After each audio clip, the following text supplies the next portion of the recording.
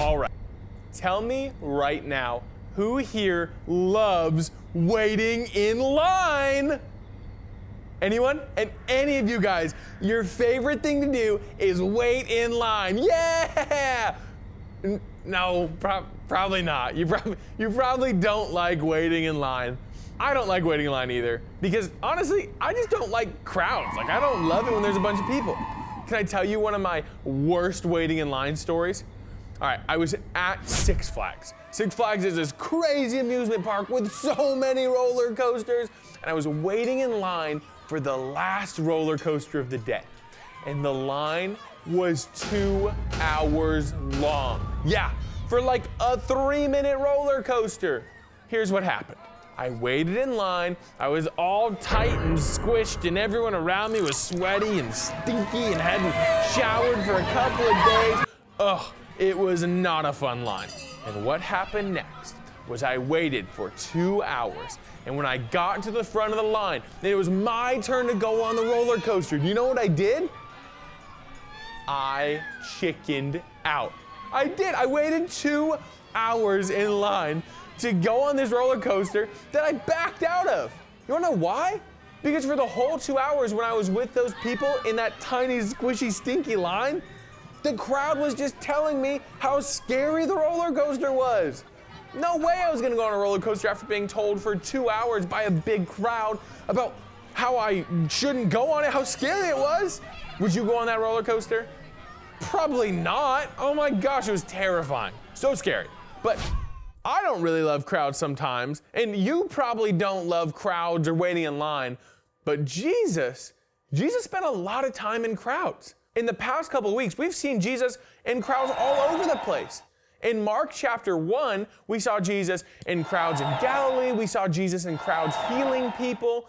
And then in Mark chapter 2, which we talked about last week, we saw Jesus in a crowd talking to people and going over to have dinner with them, with this crowd, and telling everyone, hey, I'm here for the sinners, not the righteous. And Jesus is just loving the people in these crowds, which is really cool for Jesus, but sometimes it can be hard for us to be in a crowd, huh? Well, in Mark chapter 3, which is what we're talking about today, we see Jesus tell something to a crowd that changes everything. You see, Jesus is teaching to a crowd, and someone says to Jesus, hey, Jesus, your mom's here. No, really, his mom was there. She wanted to come see Jesus. And what Jesus said was, everyone around here who follows God, they are my mom and my brother and my sister. Kind of weird, right? Jesus said that all these people in the crowd were his mom and his brother and his sister.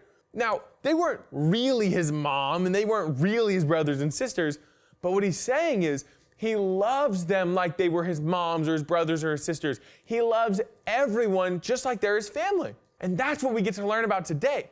We learned that Jesus didn't mind the crowds. In fact, Jesus loved them.